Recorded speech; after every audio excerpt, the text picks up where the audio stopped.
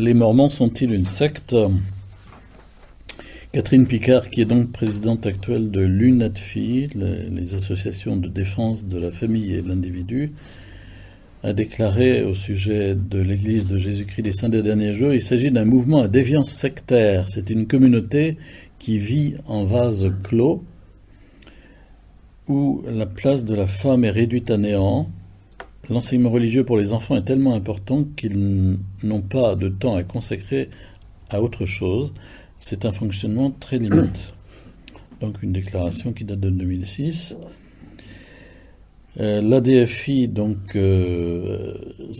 dont elle est présidente, certifie dans son périodique, ils ont une petite revue qui s'appelle Bulle, Bulletin de liaison d'études des sectes, être régulièrement contacté par des familles ou des personnes confrontées à des situations conflictuelles et douloureuses du fait de l'appartenance d'un de leurs proches à ce mouvement. Les reproches concernent les méthodes d'évangélisation, le détachement progressif du fidèle de son entourage, la place accordée aux femmes, le manque de liberté de pensée et l'enseignement des enfants que l'association considère comme un endoctrinement. L'ADFI dénonce notamment l'organisation de cours d'anglais gratuits par les missionnaires. En France, ces cours sont donnés de façon discontinue depuis 1950 et qui peuvent servir d'appât pour les jeunes. Mais voilà, en l'absence de plaintes de fidèles, la mission interministérielle de lutte contre les sectes, ça c'est donc l'organisme officiel du gouvernement, qu'on appelle aujourd'hui non plus la MILS, mais la MIVILUD, mission interministérielle de lutte contre les sectes, en 2000 a estimé que l'Église des Mormons est un groupe religieux qui ne pose pas de problème en France. Elle a en outre estimé dans son rapport de 2001 que compte tenu de la définition du caractère sectaire d'une association par l'examen exclusif de son comportement au regard des droits de l'homme et de l'ordre public, l'Église de Jésus-Christ des Saints des Derniers Jours ne devrait pas être considérée comme secte. Donc ils disent qu'ils ne posent pas de problème au plan de l'ordre public. En revanche, le CCMM, un centre contre les manipulations mentales, relève le prosélytisme missionnaire constant, le mode de vie rigoriste, très familial, peu ouvert aux non-mormons, et sa considérable puissance médiatique, politique, universitaire, industrielle. Cependant, le CCMM considère que débarrassé de principes inacceptables comme la polygamie, ce qui est le cas maintenant, cette confession a évolué peu à peu en culte, c'est-à-dire un groupe, un mouvement. Il faut supprimer la note 11 qui est une erreur. Se débarrassant des aspects contestables de son idéologie et de ses pratiques, se transforme peu à peu en une confession socialement acceptable. Parce qu'autrefois, ils acceptaient la polygamie. Oui, on va y venir, effectivement. En 2009, l'Église des Mormons est devenue, en France, association cultuelle, loi 1905. Ça veut dire qu'elle est officiellement considérée comme une église en France, au même titre que l'Église catholique. Et que donc les témoins de Jéhovah arrivent aussi même, à ce même niveau. Donc vous voyez, c'est récent, en 2009. Donc voilà, si vous voulez, à peu près ce qui se dit sur est-ce que c'est une secte, est-ce que c'est pas une secte. Personnellement, j'ajoute ceci, c'est que le point 10, qu'on verra un peu plus tard, concerne les relations du fondateur, Joseph Smith, avec la franc-maçonnerie. Et ça laisse penser que l'enseignement contenu dans les fondamentaux mormons a une origine polluée et malsaine. C'est le cas pour les témoins de Jéhovah, on l'avait vu avec Russell, c'est le cas avec les francs-maçons et c'est le cas avec la scientologie. Les fondateurs sont tous des francs-maçons. Et puis on verra au point 9 comment il y a certaines conceptions mormones mais qui sont totalement délirantes. Donc dire que c'est une église et qu'elle ne fait pas de problème au niveau de l'ordre public, c'est une chose, mais examiner en profondeur la doctrine, et puis c'est autre chose. Voilà, alors si vous revenez maintenant au tout début de la causerie, donc on peut dire que c'est une église restaurationniste, Elle est née dans l'État de New York, aux États-Unis, en 1830. Et le siège mondial se trouve à Salt Lake City, dans l'Utah. Elle est la 4e plus grande confession chrétienne des États-Unis, avec plus de 6 millions de membres. À échelle mondiale, elle revendique plus de 15 millions de membres, dont 58 000 en France. Vous voyez que c'est pas beaucoup. Comme religion révélée, à l'instar du judaïsme, du christianisme et de l'islam. L'Église a tout d'abord été appelée Église du Christ, ses membres voyant en elle l'Église rétablie de Jésus-Christ. En 1830, elle est appelée Église de Jésus-Christ des Saints des Derniers Jours, saint signifiant disciple, dernier jour, expression utilisée dans le Nouveau Testament, faisant une distinction avec l'Église originelle. Finalement, en 1838, Joseph Smith lui donne son nom actuel, Église de Jésus-Christ des Saints des Derniers Jours. Un peu compliqué, Église de Jésus-Christ des Saints des Derniers Jours. Le surnom Mormon, qui est toléré par les membres de l'Église, a pour origine le nom d'un personnage du livre de Mormon. On en reparlera tout à l'heure de ce livre. Dans ce livre, Mormon est un prophète, un chef militaire, un gardien d'annales qui aurait vécu au IVe siècle après Jésus-Christ sur le continent américain.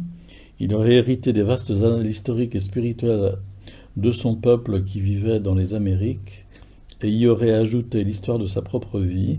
Il aurait compilé et abrégé les récits des prophètes précédents, gravés sur des plaques d'or, donnant ainsi son nom au livre, le livre des Mormons, et surtout à l'Église et à ses membres. Alors, quelle est la véracité de l'existence historique de ce Mormon? Je ne sais pas exactement. Il y en a qui disent que c'est pas avéré. Quand vous regardez le point 1, qu'est-ce que cette Église pense à propos de Jésus-Christ? Il suffit que vous regardiez pour vous apercevoir, c'est lisse, ça ressemble comme 2 gouttes d'eau à ce que nous croyons nous-mêmes, comme ça apparemment, hein, sur Jésus-Christ, uniquement sur Jésus-Christ. Hein. Le premier-né du Père en esprit, le Fils unique du Père dans la chair, le Christ ou le Messie, loin, le Dieu de l'Ancien Testament, à savoir Jéhovah, préordonné à ce grand appel avant la création du monde. Il a, sous la direction du Père, créé la terre et tout ce qui s'y trouve. Il est né de Marie à Bethléem. Il a mené une vie sans péché, accompli l'expiation parfaite des péchés de toute l'humanité en versant son sang, donnant sa vie sur la croix. Il a ressuscité des morts, garantissant ainsi la résurrection finale à toute l'humanité. Par son expiation et sa résurrection, ceux qui se repentent de leurs péchés, obéissent au commandement de Dieu, peuvent vivre éternellement avec lui et avec le Père. Il est l'être le plus important qui soit venu au monde, etc. etc. Vous voyez que ça ressemble quasiment comme 2 gouttes d'eau à notre foi chrétienne, comme ça apparemment. Hein. Si vous regardez le dernier paragraphe, la croix chrétienne n'est pas utilisée comme symbole, les saints des derniers jours préférant l'idée du Christ ressuscité et vivant, ce qui, selon leur croyance, est sa réalité actuelle. Dans les églises ne se trouve pas de croix, de statue, ni d'icône. Alors, ça se corse quand on aborde un petit peu l'histoire, c'est-à-dire que le Joseph Smith en question dit avoir eu une multitude de visions, d'apparitions de toutes sortes de personnages. Par exemple, quand il avait 14 ans, en prière dans un bosquet près de chez lui, en 1820, pour savoir à quelle église il devait se joindre, 2 personnages lui apparaissent, Dieu le Père, s'il vous plaît, et son fils Jésus-Christ. Il ajoute que Jésus-Christ lui déclara alors que la vraie Église avait été transformée et perdue par les hommes, et que s'il restait fidèle, il serait plus tard celui par qui elle serait rétablie. On a toujours le même refrain chez ces fondateurs-là, à savoir que c'est les sauveurs universels. C'est pour ça qu'il parle plus haut de l'Église rétablie. Voilà, c'est pour ça qu'on dit que c'est une Église restaurationniste, parce qu'elle considère que l'Église actuelle a perdu son... Voilà. Et qu'eux, ils viennent rétablir les choses. Deuxièmement, Joseph Smith affirme 3 ans plus tard, en 1823, il reçoit la visite d'un ancien prophète nommé Moroni, qui lui révéla l'emplacement des Saintes Écritures, écrites en égyptien réformé sur des plaques métalliques est aujourd'hui paru sous le titre de Livre de Mormon. Selon Joseph Smith, ces écrits étaient l'œuvre de prophètes d'origine juive ayant vécu sur le continent américain entre 600 ans avant Jésus-Christ et 420 après Jésus-Christ. Invérifiable. Oui, mais c'est costaud. Bon. Plus c'est gros, mieux ça passe. Troisièmement, Joseph Smith raconte également que son secrétaire, Olivier Cowdery, et lui-même, travaillant en 1829 à la traduction du Livre de Mormon, illustrent le récit de la visite du Messie aux habitants de l'Amérique ancienne et ses enseignements sur le baptême. Selon leur récit, le 15 mai, ils allèrent prier sur les bords de la rivière de Susquehanna, près de la maison de Joseph à Harmony. Ils racontent qu'un être céleste leur apparut, se présentant comme étant Jean-Baptiste, que ce personnage leur conféra la prêtrise d'Aaron et leur commanda de se baptiser et de s'ordonner mutuellement. Bien, commençons. Il raconte que plus tard dans le mois, les apôtres d'autrefois, Pierre, Jacques et Jean, leur apparurent aussi et leur conférèrent la prêtrise de Melchisédek et les ordonnèrent apôtres. Rien que ça, ouais. Donc il y a la prêtrise d'Aaron d'une part, mais il y a la prêtrise de Melchisédek d'autre part. Le fait d'être apôtre, etc. Bon, enfin, on est évidemment en plein délire. Et quand on fera la conférence sur l'ufologie, on s'apercevra que dans ce cadre-là, c'est exactement pareil, quoi. Les personnes qui sont complètement accros de la chose prétendent avoir reçu des visites, des visions, etc. Enfin, sur pardon. L'ufologie, la science des ovnis. Des ovnis. Ah oui, d'accord. J'ai demandé, alors j'ai travaillé. Ah oui, d'accord. Il y a une secte aussi, les Raéliens, je sais pas. Oui, on parlera des Raéliens à cette occasion, tout à fait. Mais c'est pas fini, comme dit la publicité, c'est pas fini.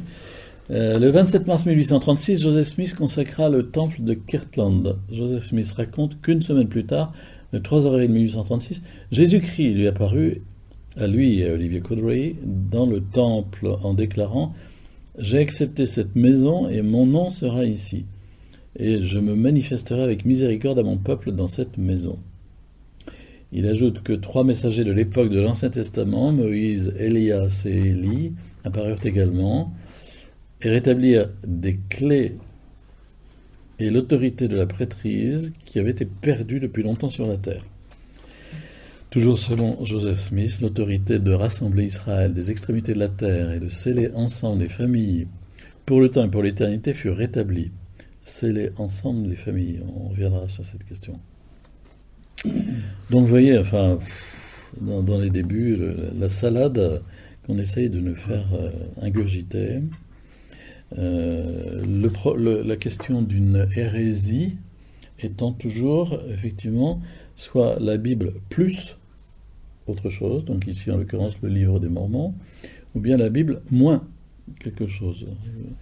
Il y a ainsi un courant qui est apparu, je ne sais plus à quel siècle, où le marcionisme, ça doit être à partir du IIe siècle d'ailleurs, où Marcion disait il faut supprimer l'Ancien Testament de la Bible.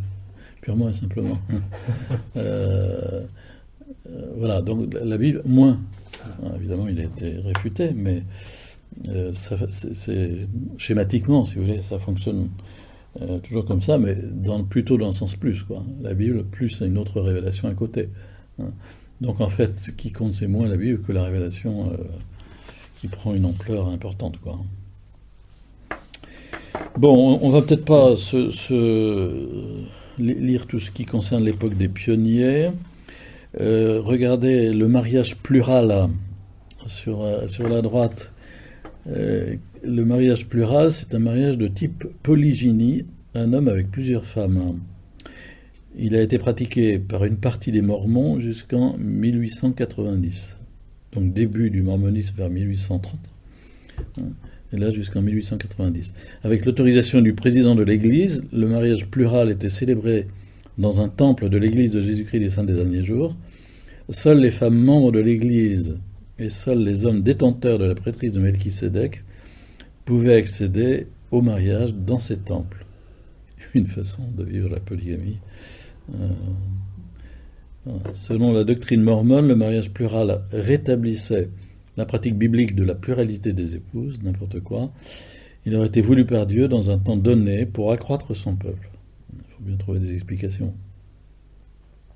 Ce n'est un secret pour personne que Joseph Smith a eu lui-même entre 30 et 40 femmes. Ça va ? Ce que l'Église des Saints des Derniers Jours a été obligée de confirmer en 2014. C'est un scoop, hein ? On avait du boulot, oui. Ah, ben oui. Le pourcentage de mormons polygames a varié selon les endroits et les périodes. Après l'institutionnalisation de la pratique jusqu'à sa suspension, entre 20 et 40% des hommes entrèrent dans de tels mariages pluraux, tandis que le pourcentage de femmes polygames était de 10 à 15% plus élevé. Bon, aujourd'hui, c'est évidemment interdit, mais ça a marqué l'histoire de cette église, évidemment. Voilà, alors je passe la question des temps modernes, la question de l'implantation en France, peut-être le dernier paragraphe avant le point 3. En octobre 2011, en France, donc la municipalité du Chesnay, dans les Yvelines, a accordé un permis de construire pour l'édification d'un temple sur son territoire. Mais de nombreuses controverses ont surgi et un recours en justice a été déposé par les associations de riverains. En septembre 2014, le maire du Chesnay annonçait que tous les recours déposés contre le permis de construire du temple avaient été rejetés. Alors, est-ce qu'il a été construit actuellement ? Je ne sais pas. Je sais pas. Je sais pas du tout. Il faut téléphoner à monsieur le maire. Alors, le point 3, ouvrages canoniques. Qu'est-ce qu'on appelle les ouvrages canoniques ? C'est-à-dire les ouvrages reconnus par l'Église, en l'occurrence ici l'Église des Saints des Derniers Jours, hein, leur canon, ce qu'ils attaquent dans le canon. Donc ils disent qu'il y a la Bible, deuxièmement le livre de Mormon, troisièmement la doctrine, le livre Doctrine et Alliance, quatrièmement la Perle de Grand Prix. Bon, la Bible, c'est clair, je crois qu'il n'y touche pas. Mais le livre de Mormon, donc c'est un ouvrage publié en 1830, présenté par Joseph Smith comme la traduction des plaques trouvées selon lui dans la colline de Cumorah, dont l'endroit lui aurait été indiqué par l'ange Moroni. Le livre relaterait de 600 ans avant Jésus-Christ à 421 ans après Jésus-Christ, 1000 ans de l'histoire de Léhi, prophète d'origine juive, fuyant par la mer avec sa famille juste avant la destruction de Jérusalem, et de sa descendance, les Néphites et les Lamanites, peuples de l'Amérique ancienne, avec pour point culminant la visite que Jésus-Christ aurait rendue au peuple néphite 3 jours après sa crucifixion, s'il vous plaît. L'ouvrage tire son nom d'un des personnages, Mormon, qui aurait vécu de 311 à 385 après Jésus-Christ. Ce dernier aurait rassemblé les annales de ses prédécesseurs pour en faire une compilation religieuse et historique.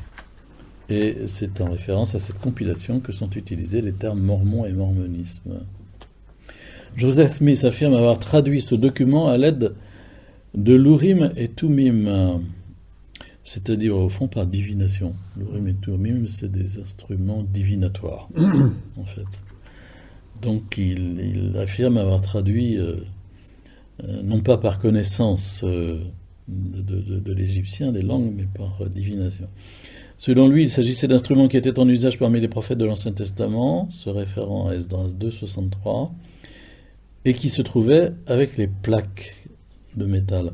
Dans la Bible hébraïque, l'Urim et le Thummim sont des éléments du pectoral porté par le grand prêtre d'Israël. Quand vous allez voir le Christ, la croix qui a été mise à la cathédrale du Mans, le Christ porte sur lui un pectoral qui était effectivement sur le vêtement du grand prêtre avec des pierres précieuses, etc. Et l'Urim et le Thummim. Bon. Ils sont généralement considérés comme des objets ayant trait à l'art de la divination, mais aucune description de leur aspect ne figure dans la Bible. C'est pratique, ils avaient donné tout ce qu'il faut pour Ouais. Les historiens rejettent les aspects surnaturels du récit de Joseph Smith et estiment que celui-ci a rédigé le livre lui-même, seul ou avec d'autres associés, plus instruits, en se servant vraisemblablement d'autres ouvrages. Il rejette la véracité historique du livre de Mormon, soulignant les incohérences anachroniques du récit. Troisièmement, doctrine et alliance. À la Bible et au livre de Mormon s'ajoutent les doctrines et alliances qui, selon la doctrine mormone, sont des écritures canoniques de composition moderne émanant de prophètes modernes pour l'établissement et le gouvernement de l'Église. Et enfin, quatrièmement, la perle de Grand Prix, qui est un choix de textes relatifs à de nombreux aspects de la foi et de la doctrine de l'Église de Jésus-Christ des saints derniers jours. Ces textes sont le livre de Moïse, extrait de la version de la Genèse par Joseph Smith, le livre d'Abraham, présenté comme la traduction par Joseph Smith de papyrus égyptien qu'il obtint en 1835, Joseph Smith Matthieu, extrait de l'évangile de Matthieu selon la version de la Bible par Joseph Smith Histoire, extrait de l'histoire de l'Église des saints derniers jours, écrit en 1838, les articles de foi de l'Église, 13 déclarations de foi et de doctrine. Bon. C'est donc assez compliqué. Il y a une espèce de labyrinthe de dédale à ingurgiter. Concernant la théologie, c'est le point 4, on va lire surtout en bas de la page le plan de salut désigne le plan par lequel Dieu réalise l'immortalité et la vie éternelle de l'homme. Donc on va suivre un petit parcours, si vous voulez, des articles de foi des Mormons sur la vie éternelle de l'homme. D'abord, la vie prémortelle avec Dieu. Pour les saints des derniers jours, tous les êtres humains ont choisi dans la vie prémortelle de venir sur la terre, je ne sais pas si vous avez souvenir, et sont ici-bas pour faire l'expérience de la vie dans un corps de chair et d'os et pour acquérir les vertus chrétiennes avant de retourner en présence de Dieu. Bon. Je ne sais pas si on a choisi, hein. Nos parents nous ont... Deuxièmement, quitter la présence de Dieu. La chute d'Adam et Ève était une étape nécessaire à la venue au monde des enfants d'esprit du Père. Sans l'étape de la chute, Adam et Ève n'auraient pas eu de postérité et n'auraient pas connu le bien et le mal, ni plus tard la vie éternelle. Façon de voir les choses. Troisièmement, communiquer avec Dieu par la prière, par les enseignements des prophètes, l'étude des Écritures sont des moyens de communiquer avec Dieu. Ensuite, Jésus-Christ. Le point central de la théologie mormone est Jésus-Christ, sa naissance, sa vie, son sacrifice expiatoire, sa résurrection. La création a permis la chute qui a nécessité l'expiation de Jésus-Christ. Le sacrifice expiatoire de Jésus-Christ est considéré comme l'événement le plus important de l'histoire de l'humanité parce qu'il a mené une vie parfaite. Le Christ était qualifié pour offrir sa vie en rançon pour les péchés de l'humanité. Le sacrifice expiatoire permet la foi au Christ et en son salut. Bon, c'est un peu aride, hein, comme ça. Contracter des alliances avec Dieu. La foi, la repentance, le baptême par immersion pour la rémission des péchés, le don du Saint-Esprit par l'imposition des mains et la persévérance dans l'obéissance au commandement jusqu'à la fin sont nécessaires au salut. La Sainte Seine ayant lieu chaque dimanche permet de renouveler les alliances contractées lors du baptême. Le perfectionnement des saints, le respect du jour de sabbat, la loi de chasteté, abstinence avant le mariage et fidélité pendant. Le paiement de la dîme, le jeûne, le travail et la responsabilité personnelle, la parole de sagesse, s'abstenir de tabac, de boissons alcoolisées, de café, de thé, de drogue, l'œuvre missionnaire, l'obéissance au commandement permettent de se perfectionner dans les vertus chrétiennes. Se perfectionner, s'auto-perfectionner. La famille éternelle. Atteindre l'exaltation, soit la continuité des vies, nécessite d'avoir préalablement reçu le sacrement du mariage éternel dans le temple. C'est ainsi que les couples saints des derniers jours sont mariés ou scellés pour l'éternité et que les enfants sont scellés à leurs parents. Alors, si vous voulez des plus amples développements, il faut aller chercher dans les méandres. L'œuvre du temple est la généalogie. Selon la doctrine, l'évangile est enseigné aux morts dans le monde des esprits, où, ayant leur libre arbitre, ils peuvent accepter ou non les sacrements accomplis pour eux dans cette vie. Ces sacrements, œuvres de salut pour les morts, sont accomplis par procuration dans les temples par les membres de l'Église considérés dignes de le faire. Les saints des derniers jours font des recherches généalogiques pour découvrir les noms et dates de naissance de leurs ancêtres, afin que les ordonnances salvatrices, baptême, confirmation, ordination, dotation, mariage, scellement aux parents et aux enfants, soient accomplies pour eux. On va revenir sur ce point assez curieux. Enfin, la vie après la mort. Le monde des esprits post-terrestres est l'endroit où attend l'esprit de l'homme entre la mort et la résurrection. Ça ressemble un petit peu au Sheol de l'Ancien Testament. Il comporte deux parties distinctes ou états séparés, le paradis où sont reçus ceux qui ont accepté l'Évangile, et la prison des esprits où sont reçus ceux qui n'ont pas obéi à l'Évangile ou qui ne l'ont pas accepté pendant qu'ils étaient sur la terre et qui n'ont pas eu l'occasion de l'entendre. Ou qui n'ont pas eu l'occasion de l'entendre. L'Évangile est enseigné dans la prison des esprits à ceux qui acceptent le sacrement du baptême célébré en leur faveur dans les temples. Donc à ce moment-là, ils vont dans le paradis. Ces sacrements, œuvres de salut pour les morts, sont accomplis par procuration. On va y revenir. La résurrection universelle, résurrection de chaque être humain avant qu'il ne soit emmené devant Dieu pour le jugement. Le jugement dernier où il sera tenu compte de la globalité de la personne jugée, et puis l'attribution d'un degré de gloire. Le jugement est attribué à chacun selon ses choix dans la mortalité et dans l'au-delà, l'un des 3 degrés de gloire terrestre ou céleste. Téleste, je n'ai pas approfondi. La population de l'Église, bon, on en a déjà parlé tout à l'heure, je passe à ce point 5. Le point 6, catholiques et mormons. Important, le 5 juin 2001, le cardinal Joseph Ratzinger, le futur Benoît XVI, préfet de la Congrégation pour la doctrine de la foi, a répondu négativement à une question concernant la validité du baptême conféré dans la communauté des Mormons. Baptême. Donc la question posée était celle-ci: le baptême conféré dans la communauté appelée l'Église de Jésus-Christ des Saints des Derniers Jours, généralement connu sous le nom, est-il valide? Réponse: non.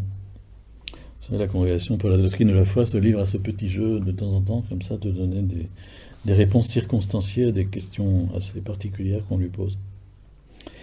Maintenant, le cardinal Francis George, qui a été président de la conférence épiscopale américaine, qui est décédé maintenant, en 2010, reçu dans une université, déclarait: la leçon qu'enseigne l'histoire américaine est que les églises et autres corps religieux prospèrent dans une nation et un ordre social qui respectent la liberté religieuse et reconnaissent que le gouvernement civil ne doit jamais s'interposer entre les consciences et les pratiques religieuses de ses concitoyens et le Dieu Tout-Puissant. Je suis personnellement reconnaissant qu'après avoir vécu essentiellement séparés pendant 180 ans, catholiques et saints des derniers jours aient commencé à se considérer comme des partenaires dignes de confiance dans la défense des principes moraux partagés et dans la promotion du bien commun de notre pays bien-aimé. Donc il y a dans certains cas comment peut-on dire, une entraide, une communion qui n'est pas de l'ordre doctrinal, mais qui est de l'ordre de participation à des œuvres humanitaires ou des choses, on dirait la COP 21, des choses comme ça. Enfin voilà, ça ne mange pas de pain. Plus généralement, particulièrement aux États-Unis, les relations entre les deux confessions sont une coopération entre le Secours catholique et le Centre humanitaire de l'Église des Mormons, dans l'assistance aux victimes de famine, désastres naturels. Et ces dernières années, l'Église des Mormons a parfois rejoint les représentants catholiques dans des initiatives communes, telles que l'opposition au mariage de même sexe. En 2010, Russell Ballard, apôtre de l'Église des Mormons, en visite à Rome, a rencontré le cardinal Levada, qui a succédé à Joseph Ratzinger, le cardinal Jean-Louis Torrent, qui est chargé de la relation avec les autres religions, dialogue interreligieux. Donc il y a des contacts, si vous voulez, hein. Il y a des contacts, mais la validité du baptême mormon est refusée, contrairement à la validité du baptême protestant, du baptême orthodoxe, etc. Il faut le savoir. Les Mormons, une secte, donc on a déjà vu ça tout à l'heure, et on arrive maintenant sur le point 8, qui est la question du baptême pour les morts, qui est quand même une affaire assez spéciale. Et cette pratique, qui est donc assez centrale dans l'Église des Saints des Derniers Jours, s'appuie sur un seul verset de la première lettre aux Corinthiens, chapitre 15, verset 29. Donc j'ai élargi au contexte les versets 24 à 30. Puis ce sera la fin, lorsque Jésus remettra la royauté à Dieu le Père, après avoir détruit toute principauté, domination et puissance. Car il faut qu'il règne jusqu'à ce qu'il ait placé tous ses ennemis sous ses pieds. Le dernier ennemi détruit, c'est la mort, car il a tout mis sous ses pieds. Mais lorsqu'il dira « tout est soumis désormais », c'est évidemment à l'exclusion de celui qui lui a soumis toute chose. C'est un peu obscur. Donc là, il s'agit du Père. Et lorsque toutes choses lui auront été soumises, alors le Fils lui-même se soumettra à celui qui lui a tout soumis, afin que Dieu soit tout en tous. Donc voilà, et là, la vision de Paul, c'est que, au fond, à la fin des temps, tout sera récapitulé dans le Christ, et le Christ se soumettra tout cela au Père. L'humanité aura fait totalement retour à Dieu. Voilà, bon. Et la suite du texte, le verset 29, « S'il en était autrement, que gagneraient ceux qui se font baptiser pour les morts ? Si les morts ne ressuscitent absolument pas, pourquoi donc se fait-on baptiser pour eux ?» écrit Paul. « Et nous-mêmes, pourquoi à toute heure nous exposer au péril ? Chaque jour je suis à la mort, aussi vrai, frères, que vous êtes pour moi un titre de gloire dans le Christ Jésus notre Seigneur. » Donc il y a ce verset 29 que j'ai mis en caractère gras, qui évidemment pose question, de quoi s'agit-il ? Saint Paul semble dire que à l'époque, à Corinthe, il y a des chrétiens qui se font baptiser pour les morts. Ah ouais. Et il dit, si les morts ne ressuscitent pas, pourquoi se faire baptiser pour eux ? Donc ce baptême est en vue de la résurrection, comme le nôtre aussi, de toute façon. Mais voilà, en vue de procurer la résurrection, donc à des défunts. Alors, qu'est-ce qui a été dit sur ce verset ? Puisque c'est un seul verset, hein, c'est tout. Il n'y a aucune autre trace dans l'Écriture sur cette question. Qu'est-ce qui a été dit sur ce verset ? Donc, j'ai fait un petit suivi, là, avec les auteurs anciens, les auteurs modernes, et puis les saints des derniers jours. C'est un peu long, mais comme c'est un détail important pour eux, et qu'il vaut mieux quand même avoir les idées un petit peu plus claires.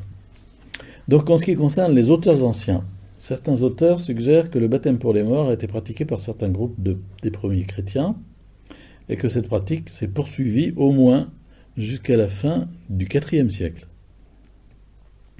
Ambrosiaster, un auteur latin qui vivait sous le pontifical du pape Damas Ier, donc IVe siècle, à propos de ce verset de Paul, écrit ceci: « Paul souhaite montrer combien la résurrection des morts est sûre et ferme, en donnant l'exemple de ceux qui étaient si certains de la future résurrection qu'ils étaient baptisés pour ceux qui étaient morts avant d'avoir pu être baptisés, craignant que quiconque n'avait pas été baptisé ne ressusciterait pas du tout, ou ressusciterait pour être damné.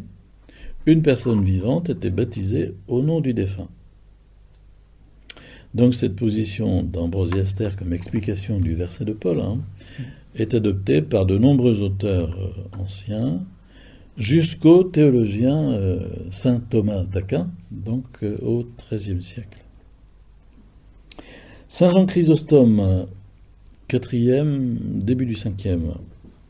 Saint Jean Chrysostome explique que chez les marcionites, donc ces chrétiens qui disaient il faut expurger la Bible de tout l'Ancien Testament.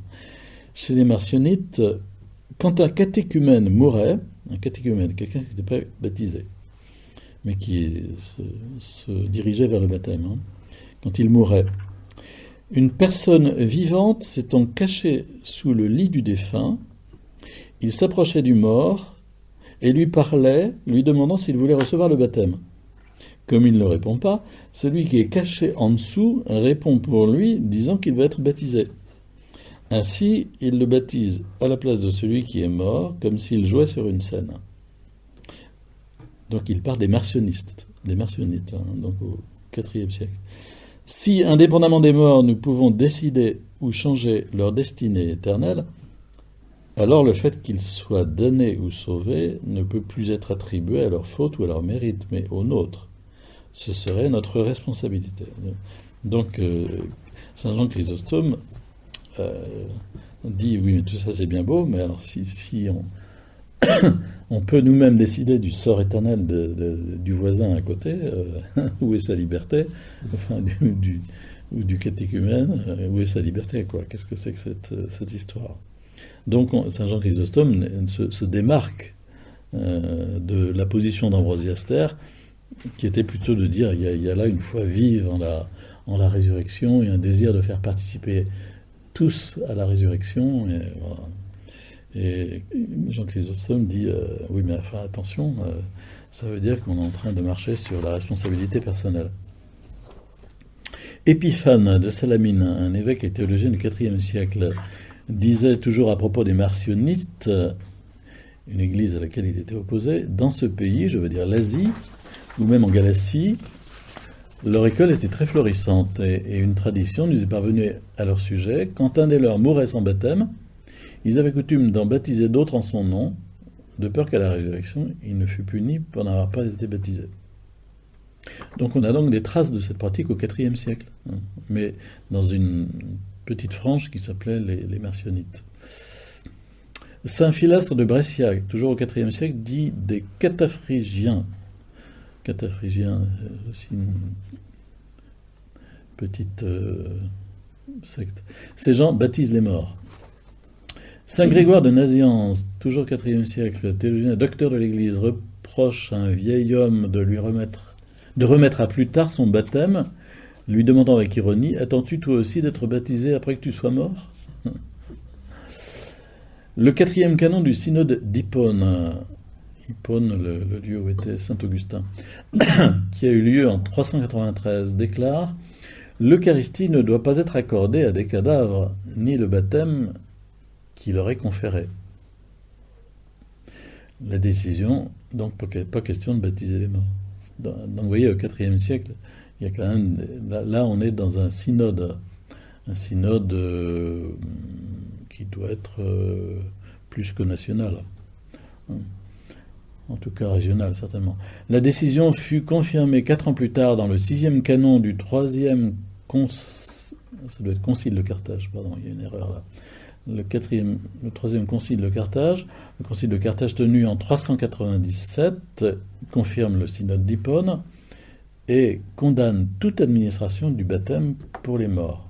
Le 6e canon du concile déclare « Prenez garde que l'ignorance des frères ne les conduise à croire que les morts peuvent être baptisés. » Donc voilà, jusqu'au IVe siècle, on a des traces de la pratique, mais on a aussi des traces de prise de position officielle pour dire non, mais c'est pas possible.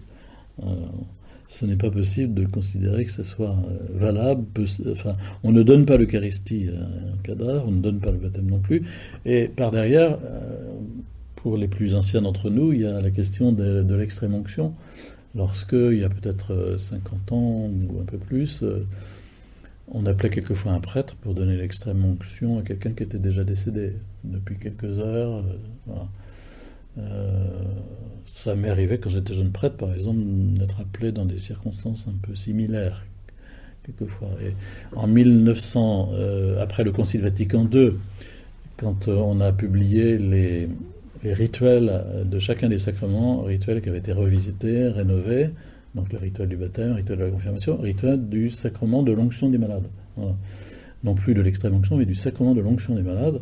On y dit bien que il est bon de recevoir ce sacrement de son vivant, voire même au début du troisième âge, enfin, en cas d'opération grave, de santé défaillante, enfin voilà.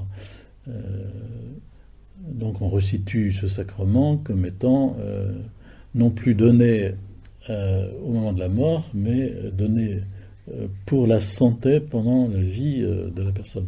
Il faut avoir toute sa connaissance. Enfin, Oui, non, enfin, peut-être pas.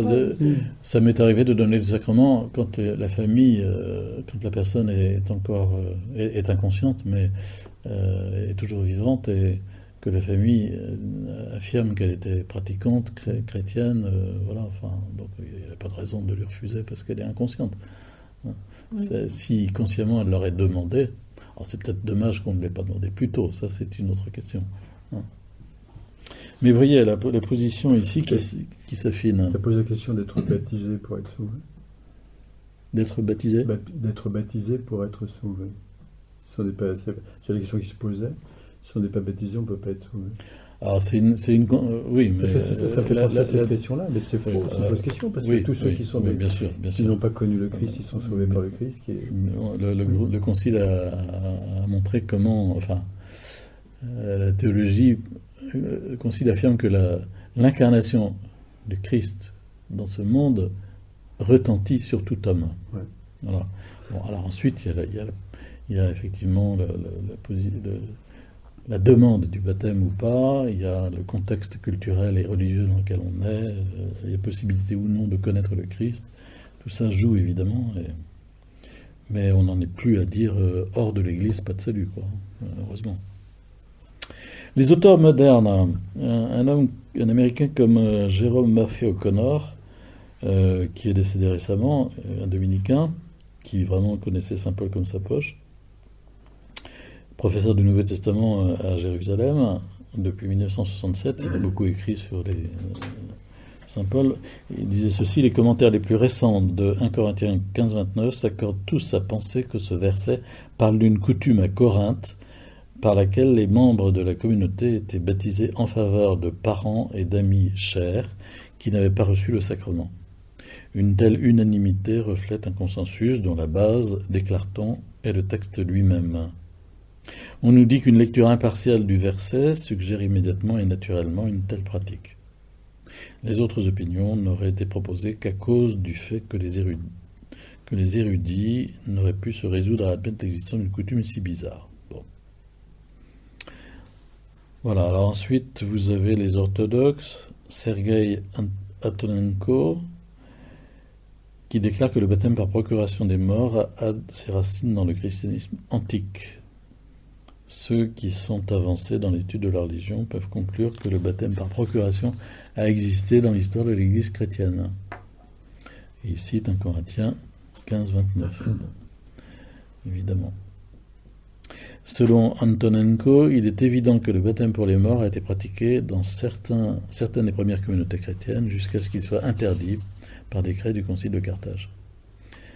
La tradition des baptêmes posthumes a continué à exister dans des périodes postérieures.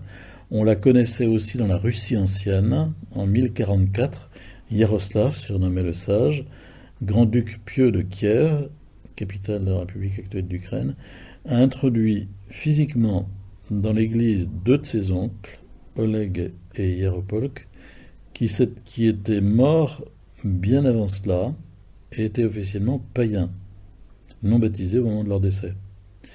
Dans ce cas-ci, on peut difficilement parler de baptême par procuration.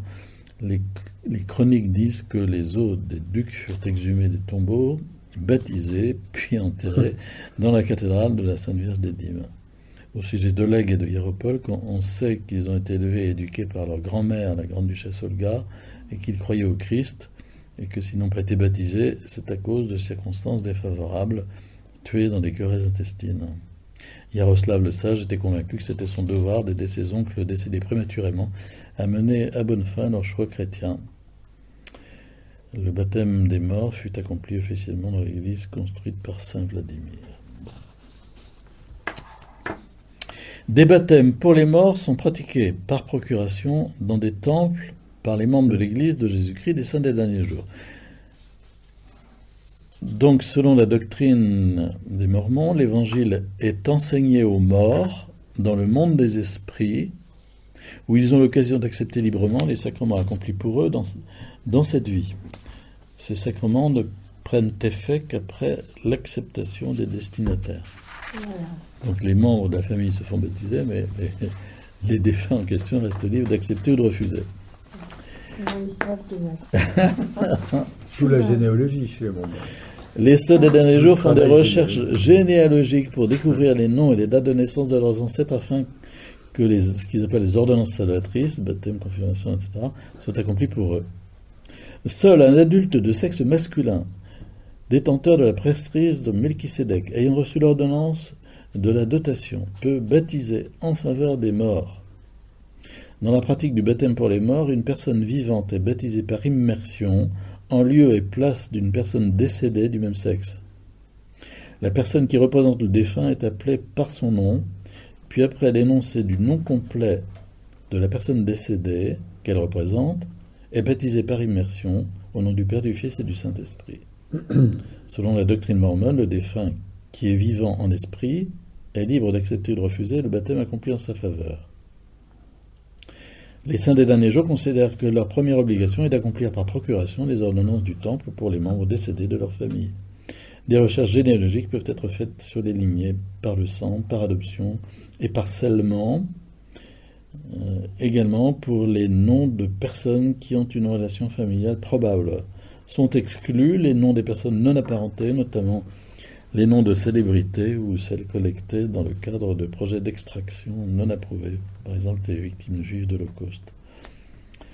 Bien que l'Église des Saints des Derniers Jours considère que c'est un grand service que d'accomplir les sacrements par procuration pour les défunts, certains non-mormons se sont offensés de cette pratique.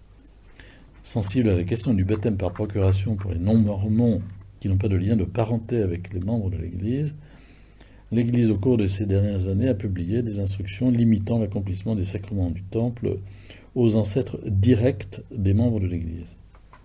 Oui, il y en a qui se sont plaints qu'on ait baptisé des membres de leur famille sans qu'ils soient mormons. Enfin, voilà. Et donc maintenant, ils ont limité ça uniquement à la famille des membres actuels, si je comprends bien.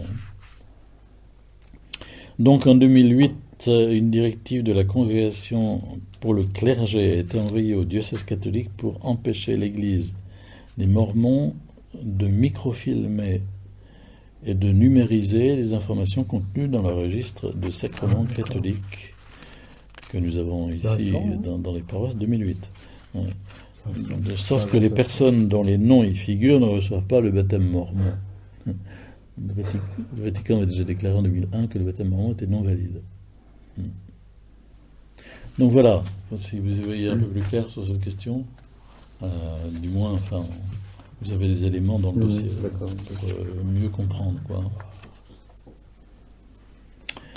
Alors, il faudra peut-être, regarder le point 9, la loi mormone sur la progression éternelle.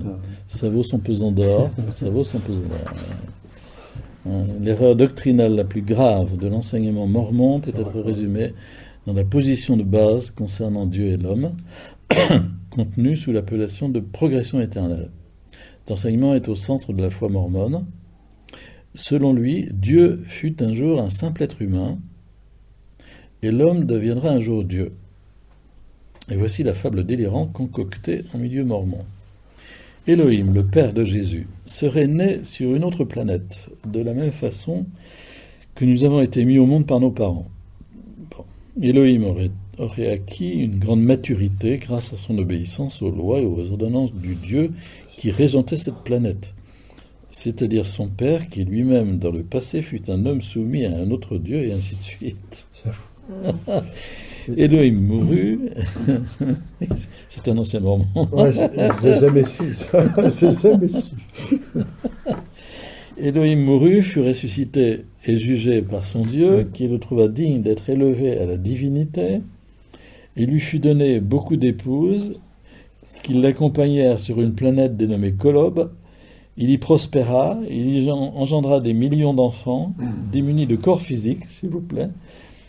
Cette doctrine nous apprend que toute la race humaine fut envoyée de Kolob sur cette terre, dotée de corps physique, afin d'être testée comme Elohim.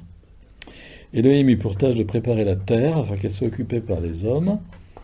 Le conseil des dieux s'est alors rassemblé afin de trouver le meilleur plan de travail pour cette entreprise. Elohim demanda à ses deux fils aînés, Jéhovah, Jésus et Lucifer, de préparer chacun un plan. Après délibération, le conseil opta pour le plan de Jésus, et il fut élevé à la position divine. Satan n'accepta pas cette décision, et un tiers des enfants d'Elohim fut entraîné dans sa révolte. Un autre tiers resta fidèle à Elohim et à la décision du grand conseil. Un autre tiers, composé d'irrésolus, resta obéissant, mais ne voulut pas s'engager dans la bataille.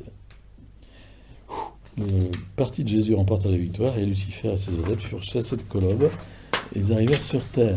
Il faudrait faire une bébé avec ça. Absolument. Mais je me demande s'il n'y en a pas une, C'est d'ailleurs. pire que de quand au Père Noël. Oui. Enfin, voilà, enfin bon. Alors, vous trouvez exactement ce même genre de fable alors, chez les Raéliens. Ah oui, c'est ça. Raël étant Raélien. Raël, c'est un type qui a mon âge, qui a fondé une secte et se dit engendré sur une autre planète. Enfin, voilà. Si bien que sa mère est obligée de publier un livre disant « Non, mon fils n'est pas un extraterrestre. » Il a bien un père. Mais vous savez, c'est celui, il s'est agité à un certain moment sur le clonage en disant que... Ils avaient raconté qu'ils avaient cloné une Ouais. fille. Ah oui, absolument. C'est eux, et Ouais, du coup, c'est ils ont vrai. fait énormément de pubs. À ce Ouais. moment-là. Puis après, ils ont dit que c'était pas moi. Ouais. Ouais. On en parlera quand on parlera de la scientologie, je crois. Enfin voilà, bon. Mais là on est dans des délires, quoi. Dans des délires qu'on va faire ingurgiter à des gens au fur et à mesure où ils s'élèvent dans les grades Oui, c'est ça. de l'Église, quoi. Mais dites donc, c'est grave.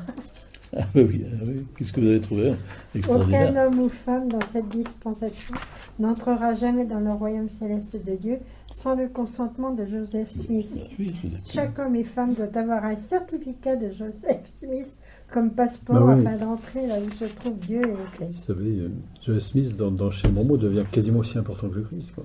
Parce que tout passe par Joseph Smith, après. Bien sûr. Si on passe, on n'a pas accès à la vérité si on passe pas par Joseph Smith. Plus c'est gros, mieux ça marche.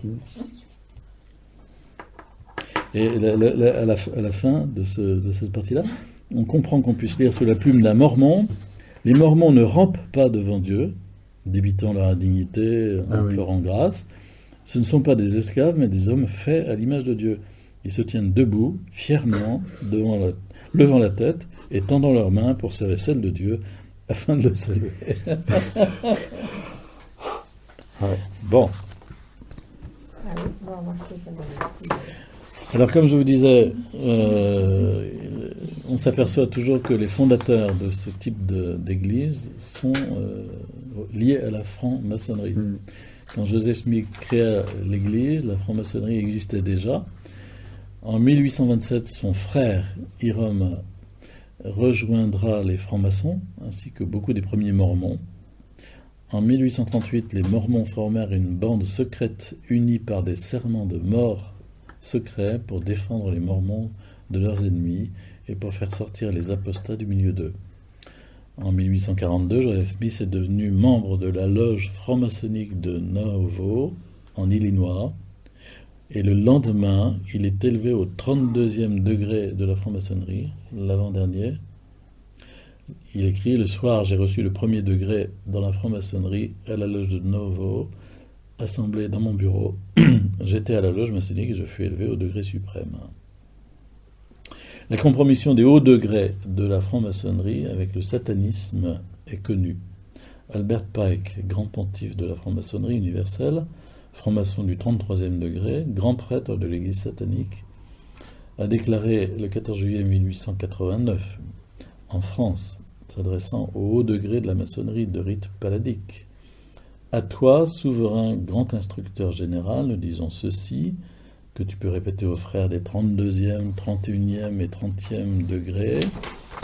La religion maçonnique devrait être maintenue par nous tous, initiés de haut degré dans la pureté de la doctrine luciférienne. Ah oui, d'accord. Bah oui. Après quelques mois, les francs-maçons d'autres loges d'Illinois rejetèrent la loge de la ville appelée Nauvoo parce qu'elle introduisait beaucoup de changements dans les cérémonies. Pour se défendre contre des accusations disant qu'il avait copié les cérémonies de la franc-maçonnerie pour les mettre dans les cérémonies secrètes du temple mormon, Joseph Smith déclara que la franc-maçonnerie était une apostasie de la religion vraie et qu'il l'avait restaurée par révélation de Dieu. Cependant, au moment de leur mort, son frère et lui étaient membres à part entière de la franc-maçonnerie. Quand ils furent attaqués en prison par la foule, Joseph appela ses frères francs-maçons à l'aide. Les serments de mort de la même nature que ceux de la franc-maçonnerie ont continué dans les cérémonies des temples mormons jusqu'en 1990. Après cette date, à cause des protestations de beaucoup d'organisations chrétiennes, les Mormons abandonnèrent cette pratique. Les preuves de leurs liens historiques avec la franc-maçonnerie restent dans les symboles du compas, du carré, de la règle sur les vêtements intérieurs sacrés que porte tout missionnaire mormon. Les vêtements intérieurs, les sous-vêtements, je pense, hein, Oui. ouais, que porte tout missionnaire mormon. Vous savez, ils sont généralement en chemise blanche, cravate et costume strict, mais il faudrait voir par en dessous. Cependant, en regardant de plus près, les symboles sataniques et mythologiques pullulent dans le temple des Mormons à Salt Lake City, aux États-Unis. Bernard François, dont il est question maintenant, affirme: le rituel secret du temple pour conférer des ordonnances salvatrices aux vivants et aux morts est en fait pris à la franc-maçonnerie de rite écossais et adapté aux Mormons. Les grades d'apprenti, compagnon, maître sont conférés en une seule séance. La franc-maçonnerie officielle n'admet pas cette pratique. Donc on en arrive, pour terminer, à ceci: les pérégrinations d'un Mormon sartois, Bernard François, qui est mort en 1997, a vécu au Mans, qui était ajusteur et serrurier SNCF, agent technique. Il a donné sa démission des Mormons en août 1942, entré au Maine Libre en 1946 comme mécanicien linotypiste, puis après maladie à l'imprimerie Villers en novembre 1955. Il a terminé sa carrière à l'imprimerie Barrier en 1983. À 20 ans, il connut le désert de la foi. À 40 ans, il s'éloignait de la foi catholique pour l'embrasser à nouveau, et définitivement 20 ans après. 2 décennies apparemment loin de l'Église, loisirs peu nombreux, occupés en grande partie à la recherche généalogique, pas moins de 100 000 km parcourus à mobilette. Une moisson abondante de noms, ses ancêtres et parents, ceux de son épouse, ceux de coreligionnaires et d'amis. Bienveillante, son épouse s'occupait de sa petite famille, tandis qu'il partait à la recherche de la grande famille humaine. Ses enfants se souviennent de ses retours triomphants des archives départementales, et Bernard François de parler avec enthousiasme de Martin François et de Mathurine Pingot, décédés en 1651-1678, comme s'il venait de leur serrer la main. L'étude du livre d'Isaïe en hébreu et des hiéroglyphes le ramèneront à sa propre surprise à l'Église catholique à Noël 1980. Sa vie a été marquée par l'étude, la méditation, la prière, celle du chapelet et le service. Il aimait les belles célébrations eucharistiques, fréquentait l'église Saint-Martin de Pontlieu. Il appréciait l'équipe liturgique dont il faisait partie, écoutait attentivement l'homélie des prêtres successifs dont la profondeur ne lui échappait pas. Donc il a fait un énorme travail que vous avez ici et que j'ai mis en ligne sur le site NCDS 72. Oui, Tout ça. Sur le livre d'Abraham, dont il est question à un moment, si vous vous souvenez, dans le canon des Écritures mormones. Les hiéroglyphes à la fin qu'il a publié. Et puis le livre d'Isaïe. pour montrer que c'est totalement C'est une falsification. falsifié. Alors son travail n'est pas connu, hein, Ouais. je pense pas. Ah non. Son fils est en mauvaise santé actuellement. Absolument. Il habite du côté de Marolles-les-Beaux. Oui. Ouais. Et Et voilà, c'est Bernard François. donc, s'il y a des Mormons qui cherchent, on a mis en ligne, et ça a été numérisé par je ne sais pas qui, par toi, peut-être. C'est Jean-Emmanuel, oui. C'est lui qui l'a avec ses numé- fils, ils ont fait ça. Ils ont numérisé, et puis donc on a rassemblé le tout en un zip qu'on a mis en téléchargement sur le site. C'est lui, ce monsieur. C'est lui, oui. Bernard François, ouais. Je l'ai connu personnellement, hein, puisque j'étais mormon, moi aussi. Alors, tu nous racontes un peu ton C'est histoire. un petit peu, oui, j'ai essayé de me bref. Parce que c'est une expérience d'une secte, en fait, pour moi. Alors, évidemment, je dirais, je suis rentré dans une secte, c'est peut-être pas par hasard, c'est des conditions de personnes, de psychologie, etc. Et j'étais pas du tout croyant. C'est-à-dire, je croyais pas. Donc, on est complètement candide et on a même de recevoir plein de choses, quoi. Je suis rentré dans cette secte.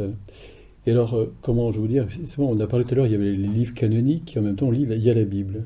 Bien. Alors, c'est en lisant la Bible que j'ai rencontré que j'ai reçu la grâce, quoi, la parole de Dieu. Au début,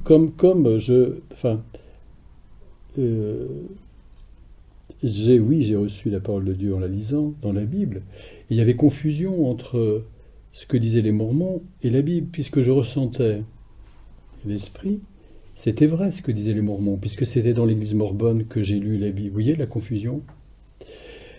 Bon, puis après, il y avait donc, et puis même, il y a une organisation, il y a une branche, c'est pas une paroisse, ça s'appelle une branche, et j'ai vite fait partie des conseillers de la branche avec une équipe. Et dans cette équipe, il y avait Bernard François qui était secrétaire.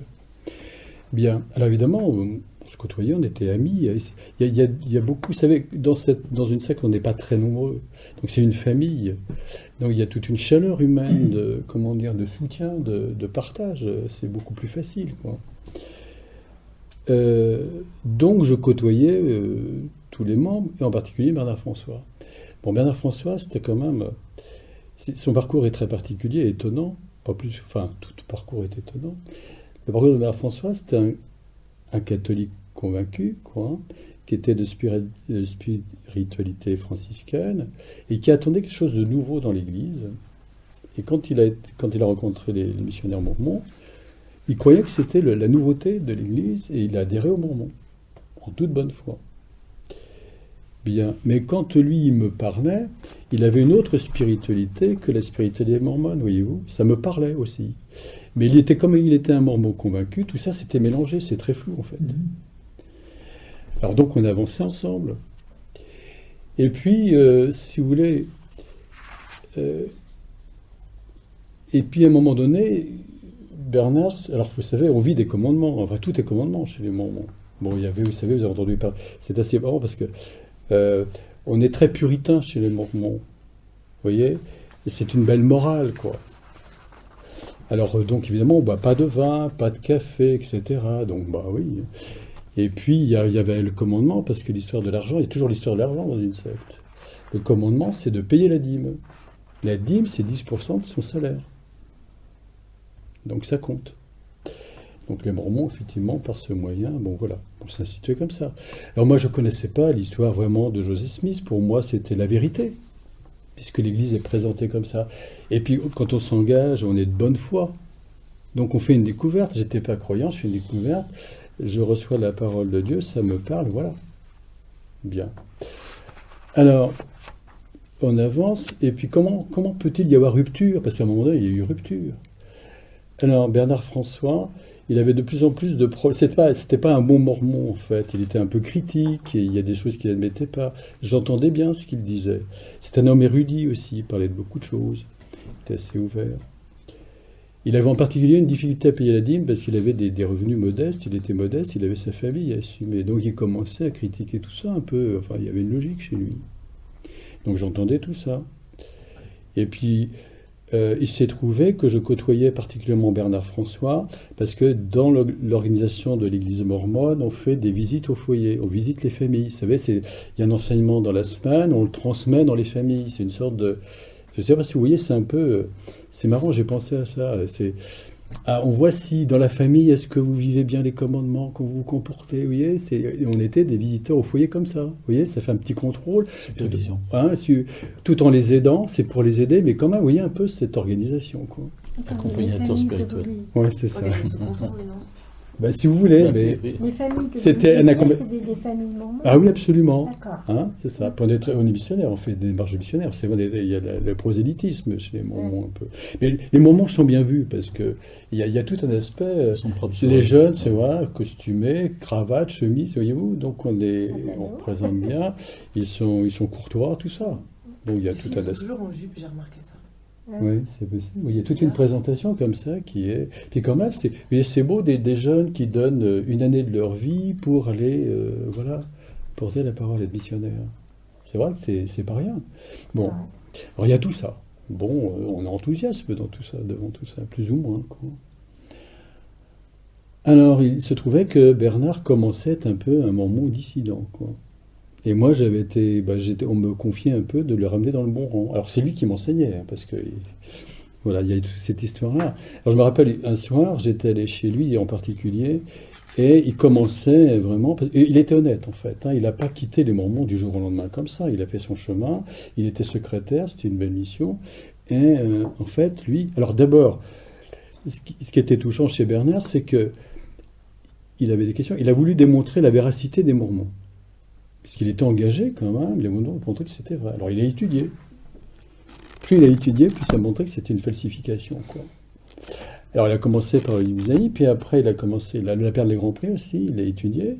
Il a été de falsification en falsification, quoi. Alors c'était pas possible. C'est pour ça qu'il a étudié à fond. C'est un homme de culture, c'est un homme de recherche, c'est un homme qui a besoin de savoir. C'est important sa démarche, quoi. Vraiment, c'est important, quoi. Parce qu'il a voulu vraiment que c'était vrai, ben, il s'est aperçu. Il a fallu qu'il étudie tout. Alors, c'est vraiment détaillé. Il a appris l'hébreu, Absolument, l'égyptien, etc. ouais. pour Il a faire ça. appris l'hébreu. Oui. Oui, Il connaissait l'hébreu. Oui, puisque Et il connaissait la lecture des hiéroglyphes. Oui, mais c'est ça. Il a appris tout lui-même. Ah oui, absolument. C'est un autodidacte et un homme. Ouais. Bon. Un peu étonnant. Ces commentaires sont en anglais? Oui, par rapport au livre, tout ça, c'est en anglais. Ouais. Ouais. Ah oui, c'est énorme. Enfin, c'est important quand même. Ouais. C'est- Sacré bouquin, ce livre. Ah oui, puis c'est un homme vraiment, comment dire, scrupuleux et tout, quoi, vraiment. Mhm. Alors, pour dire, un soir, j'étais allé chez lui, puis j'ai terminé un peu, parce que pour montrer la rupture, et je vois, il y avait un prêtre catholique à la maison. Bon, j'étais un peu surpris, on est mormon, on reçoit les catholiques, bon. J'étais un peu choqué, j'ai dit, bon. Et quand il m'a accompagné sur le pas de la porte, il m'a dit, Jean-Luc, n'aie pas peur de la vérité. Wow. Ça me rappelle toujours, hein. Parce qu'en fait, c'est important. C'est bien une question de vérité, en fait, hein. C'est fondamental, ça, quand même, hein. C'est une question de vérité. Parce qu'on s'aperçoit que dans ces sectes, il y a effectivement, comme vous disiez, Père, il y a la Bible, puis à côté, il y a l'autre, et le plus, quoi. Puis voilà, il y a toute cette falsification, quoi. Puis l'histoire, après, moi, j'ai découvert plein de choses grâce à lui. Je ne savais pas qu'est-ce que c'est que les francs-maçons. J'ai mêlé. Ça commençait à me poser beaucoup de questions.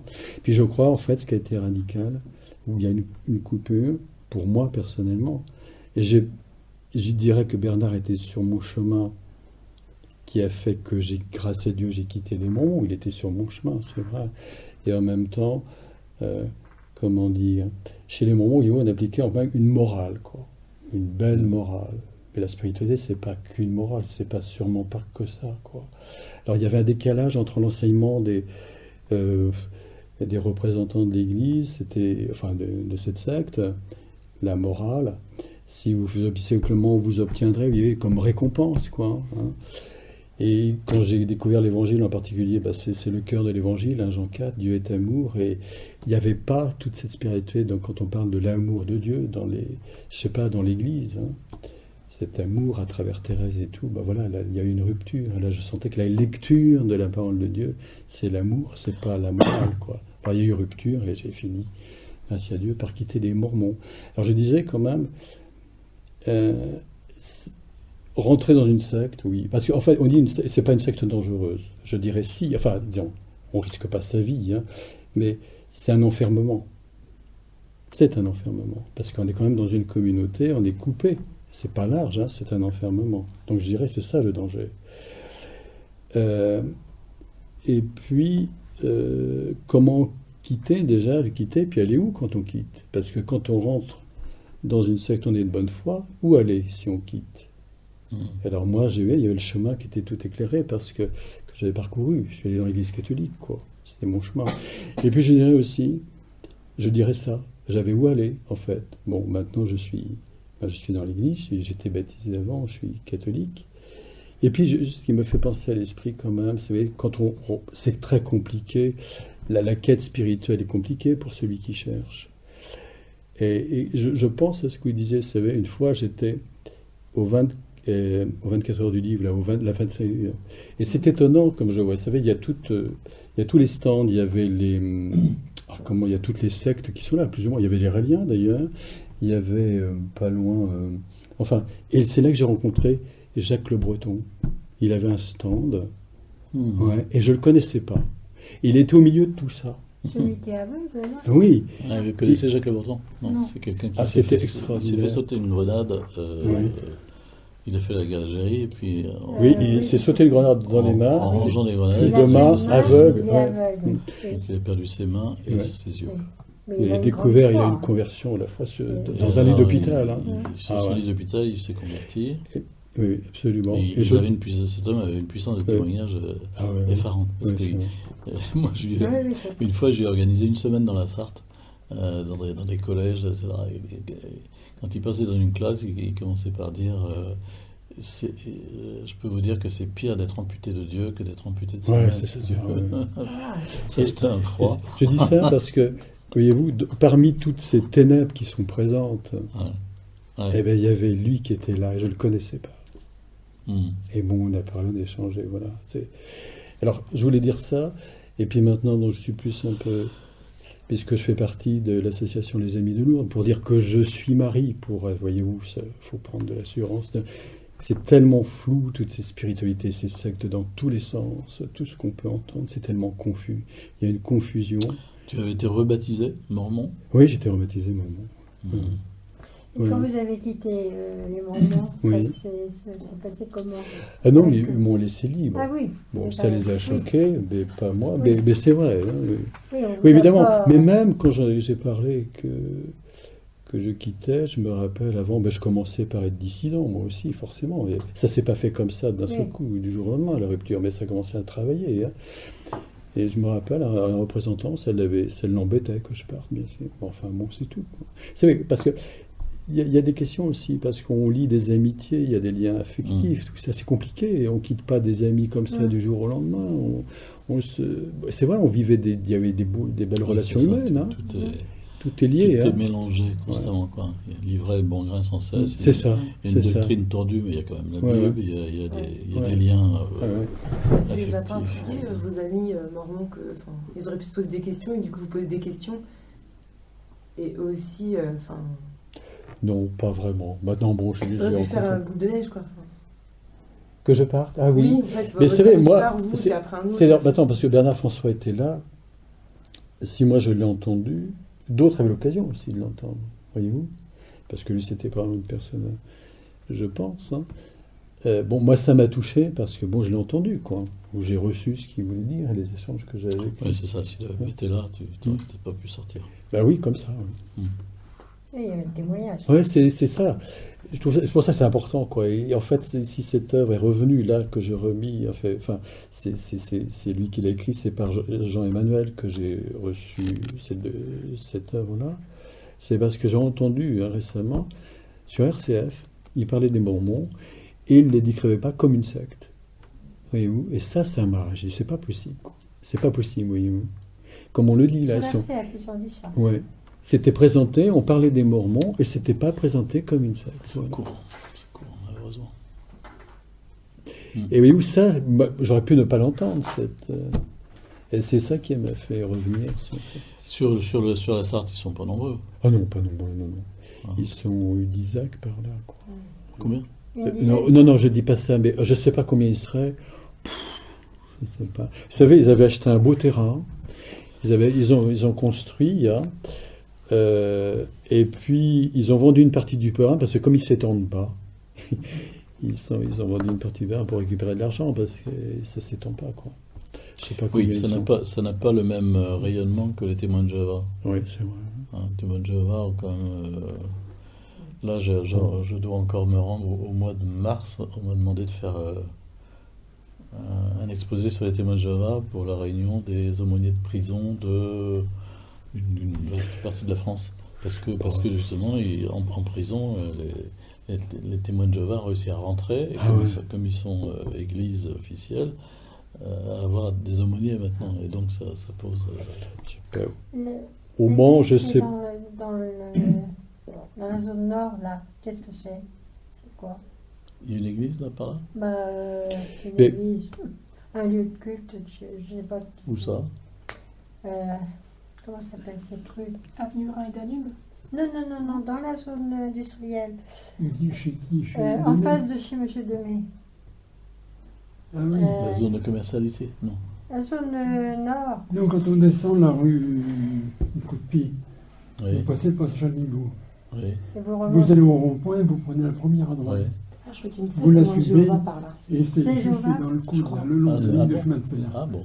Bon, bah, Je crois que c'est une salle de témoins de Jéhovah, je crois justement par Ah, là. ouais. Je crois qu'il y en a une. Bon, bon. Mais les témoins de Jéhovah sont plus.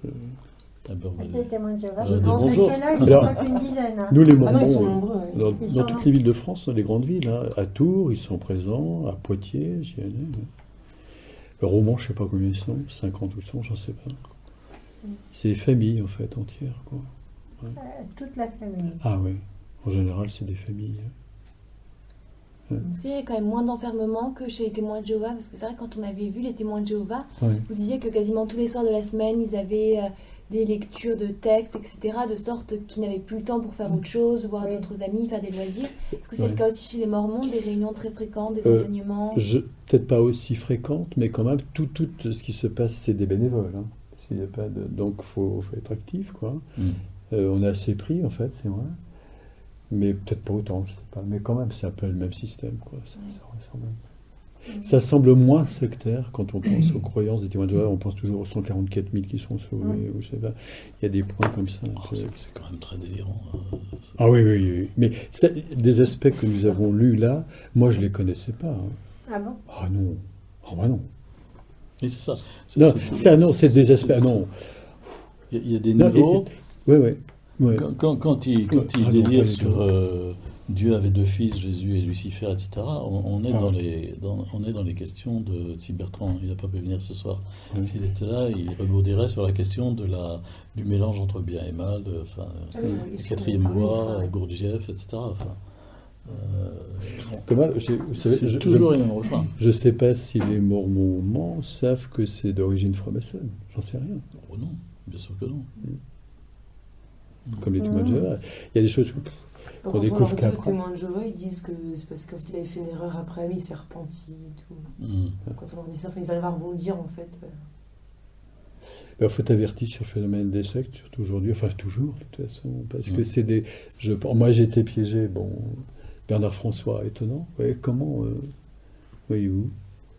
Est-ce que d'après les Mormons, les chrétiens vont au paradis? Parce que vous disiez que Mm. ceux qui obéissent à l'évangile vont au paradis et non pas à la prison des esprits. Alors du coup, les chrétiens et les Mormons partagent l'évangile finalement.